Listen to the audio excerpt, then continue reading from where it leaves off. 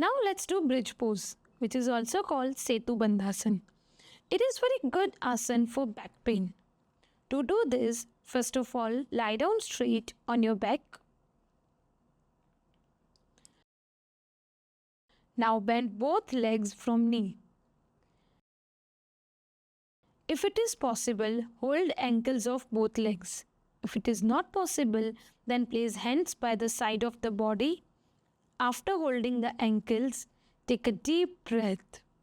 And during exhale, raise your hip until your chin locks with your chest. Now hold till 5 breaths.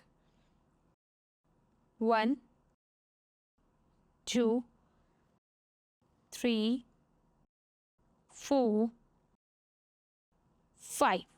Slowly and slowly come back. Now raise both legs at 60-degree angle, and during release make sure your knees should not be bent. Now relax in Savasana position.